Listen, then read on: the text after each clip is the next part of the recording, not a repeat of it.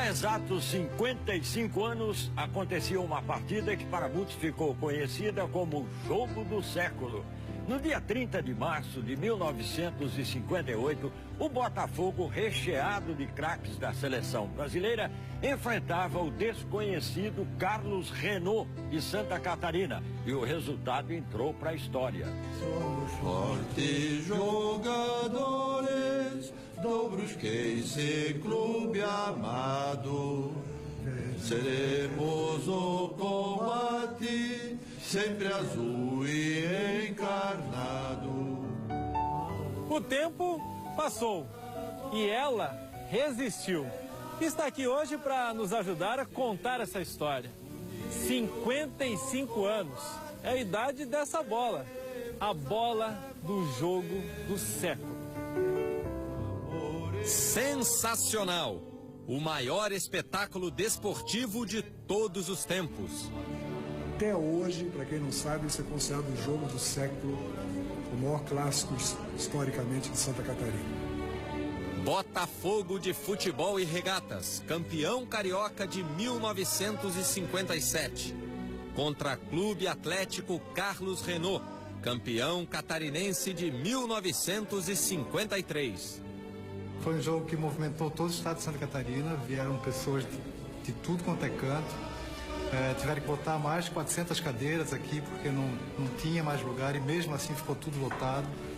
A vinda do Botafogo com todos os campeões de 57 se constituirá no maior espetáculo esportivo da época. Imagina um Botafogo do Rio de Janeiro, campeão de 57, vir fazer uma partida no interior de Santa Catarina. A primeira excursão do Botafogo a Santa Catarina, aqui em Brusque. Aconteceu de verdade. O impressionante placar está registrado na bola. Carlos Renault 5, Botafogo 5. 30 de março de 1958. Vamos devagarinho, né? Acho que é. Não, aí vai muito longe. As duas figuraças aí estavam em campo naquele dia. Teixeirinha e Julinho, quase 90 anos de idade, amigos de longa data, de ataque do mesmo time. Já usavam bigode na época, Julinho, Teixeirinha. O reencontro com a bola que eles não tocavam havia mais de meio século. O empresário guardou a bola. Aí ele namorava com a filha do empresário, aí ficou dono das empresas e herdou a bola. Herdei a filha e a bola. Eu não sabia da história da bola. No Natal, a minha sogra disse, eu tenho um presente. Você gosta de futebol? Meus filhos não gostam. Eu tenho um presente para ti. Aí veio com a bola, me deu um presente de Natal e contou a história. A história se passou no estádio Augusto Bauer, a casa do Carlos Renault. Time bicampeão catarinense, 1950 e 1953, o Carlos Renault apostava em 3 craques da época.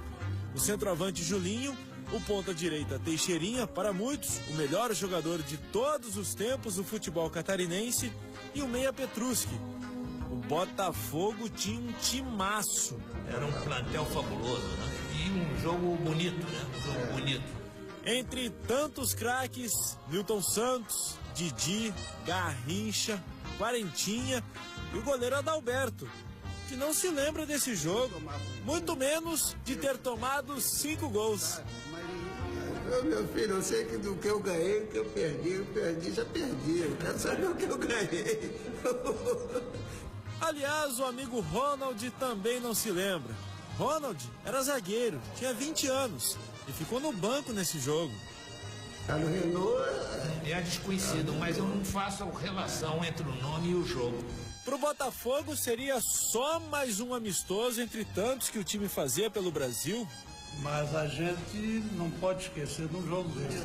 Nem do placar. Acredite, só no primeiro tempo, 4-1 para o Carlos Renault.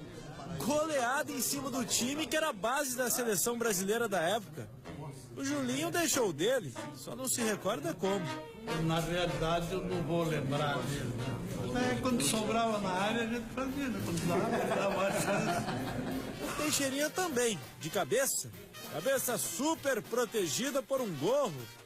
Eu ia enfiar a testa nessa bola.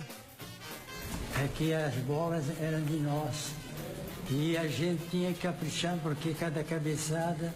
Aqui eu fiz um gol, meu Deus, doeu paca. Quando eles tomaram o quarto gol, foi um desespero do time deles. Quando tomaram o quinto, também. 5-1 aos 2 minutos do segundo tempo. Foi muito para Valdir Apel, goleiro do Vasco nos anos 60 e 70. Na época, um menino de 12 anos. Torcedor fanático do Botafogo em 58. Estava ali assistindo o jogo. Quando o Carlos Renaud fez 5-1, o estádio lotado, eu saí do estádio chorando em direção à minha casa, que fica próxima aqui do estádio, uns 500 metros, 600 metros. Mas na saída eu só ouvia gritos de gol, gol, gol, né?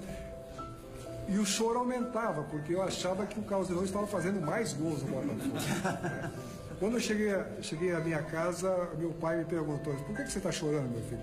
Pai, nosso Botafogo está perdendo de 5-1. Tava.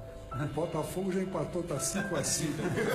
Eu não sabia se eu chorava mais ainda, porque eu não vi os 4 gols do Botafogo. A reação teria começado após uma bronca do técnico João Saldanha. Você não tem vergonha de estar aí perdendo de 4-1 para um time de fábrica? Eu não era capaz disso, no sentido de motivar, né, o time, né? Mexer com o brilho. Mas nessa história, outros acontecimentos também foram marcantes. Um deles na noite anterior. Os jogadores se reuniram à noite em volta de um rádio para ouvir a convocação da seleção brasileira de 1958. A Garrincha, Didi e Newton Santos foram convocados pelo rádio naquela noite ali no hotel. Convocados em Brusque para serem campeões mundiais pela primeira vez com a seleção brasileira na Suécia. E com uma promessa. O mais sensibilizado pela recepção do Carlos Renaud foi o Newton Santos, que prometeu, se ganhasse a Copa do Mundo, voltaria a Brusque para agradecer pessoalmente. Cumpriu tudo registrado pelo fotógrafo da época. E dito feito. Ele chegou no Rio de Janeiro, pegou a esposa, pegou o avião e voltou aqui a Brusque. Ficou 4 dias aqui. Carlos Renaud e Botafogo, 1958. Como dizem por essas bandas, a maior peleja de todos os tempos. Com uma bola surrada como testemunha. Vou dar um beijinho no Teixeirinha aqui, peraí. Aqui tem a Teixeirinha, tá aqui. Que história bonita e inesquecível, hein?